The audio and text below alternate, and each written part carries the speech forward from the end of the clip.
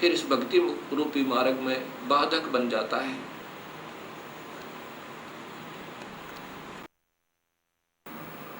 इसके लिए सर्वप्रथम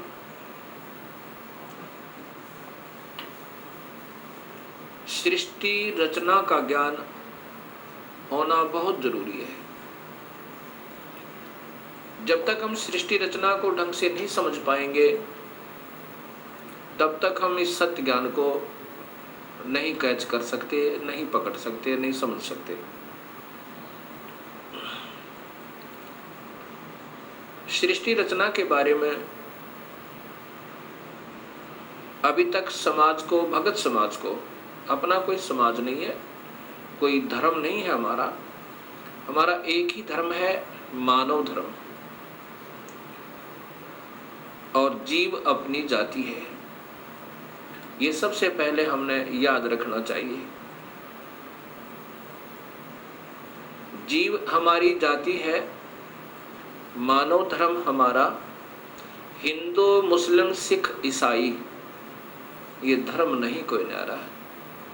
हम एक पिता की संतान है, हमारा एक ही बाप है, वो कुल मालिक पूर्ण परमात्मा।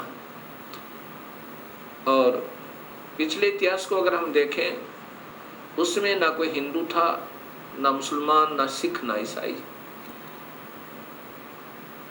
आज हम कोई हिंदू बना हुआ है, इस मानव शरीर के समाप्त होने पर भक्तिहीन प्राणी अपने संस्कारवश कभी पशु बन जाएगा, कभी पक्षी बनेगा, कभी पानी के जलचर बन जाएंगे। जब हम पशु होंगे तो हमारी पशु जाति होगी, और जब हम पक्षी होंगे तो हम पक्षी जाति के प्राणी होंगे। और ये भी हो सकता है कि हमारा कोई पुण्य संस्कार बचा हुआ हो, पुनर्जन्म मानव का हो, तो हम, कोई हिंदू है वो मुसलमान के घर जन्म लेगा, क्योंकि हमारे पिछले संस्कार रले मिले हैं, अलग नहीं है। सिख धर्म लगभग 300 वर्ष पूर्व 10वें गुरु गोविंद सिंह जी के द्वारा ये निर्मित हुआ, इसका उत्थान हुआ। उससे पहले सब हिंदू थे, उनके पिछले नाम राजा राम, कृपा राम, रामचंद्र, चंद्रभान इस प्रकार के हैं। 3-4 पीढ़ी से पूर्व के जितने पूर्वज हैं वो इन नामों पर हैं। ऐसे ही इससे पहले मुसलमान धर्म नहीं था। हजरत मोहम्मद जी ने एक विशेष पवित्र मार्ग बनाया था भक्ति का, लेकिन आने वाले समय में इसमें बहुत त्रुटियां बन गई। ऐसे ही पहले ईसा जी ने एक निर्मल भक्त समाज तैयार किया था, उससे पूर्व अब्राहिम जी ने, ऐसे ये आदम जी से पहले हिंदू धर्म था, और हिंदू से पहले केवल आर्य हुआ करते थे, कोई धर्म नहीं था।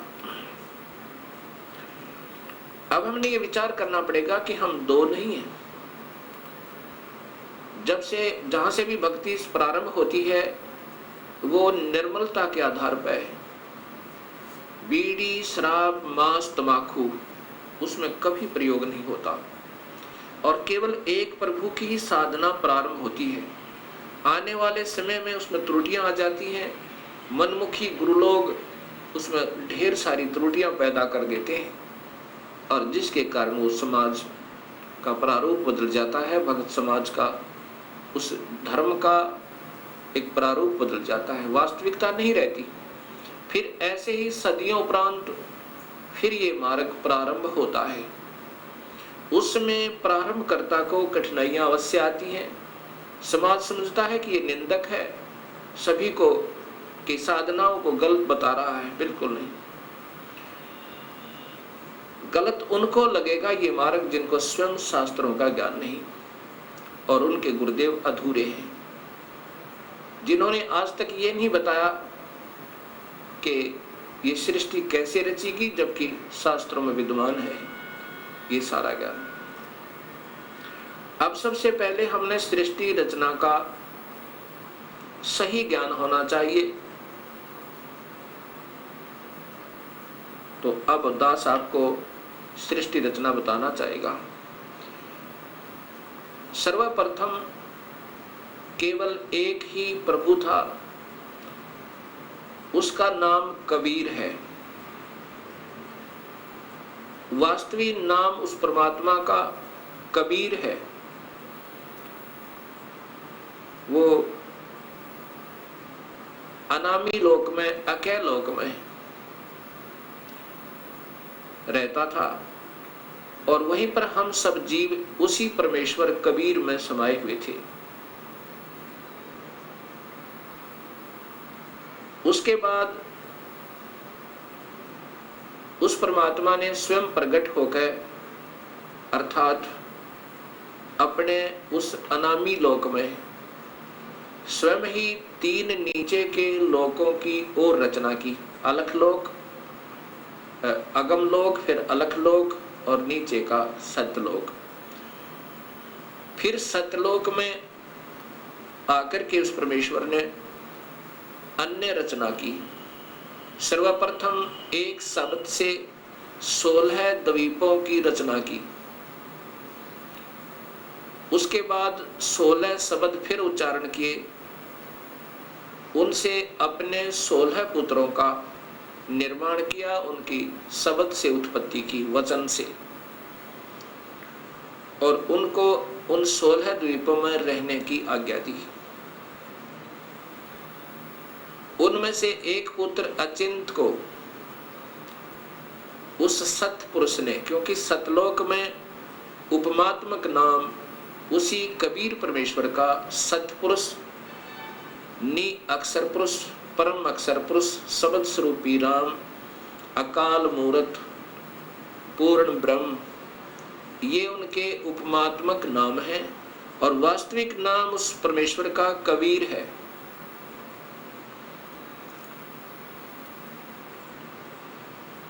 सतलोक के अंदर सतपुरुष ने अपने पुत्र अचिंत से कहा कि आप यहाँ की अन्य सृष्टि रचना को करो मेरी शक्ति तय। अचिंत ने अपनी शब्द शक्ति से अक्षर पुरुष परब्रह्म की उत्पत्ति की और उससे कहा कि मेरा सहयोग दो यहाँ सतलोक में अन्य सृष्टि रचना करने का।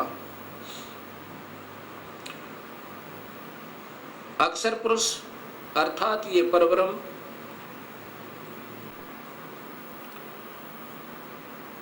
एक सतलोक में बने हुए मान सरोवर में, उसके अंदर अमृत जल है। सतलोक के अंदर जल अमृत है।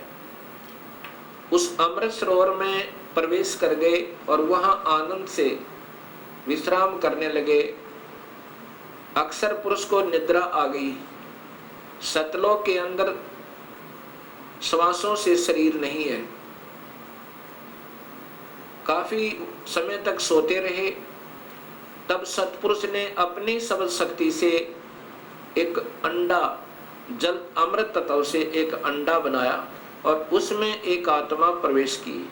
उस आत्मा समेत उस अंडे को उस जल में डाला, अमृत सरोवर में, उस मान सरोवर में।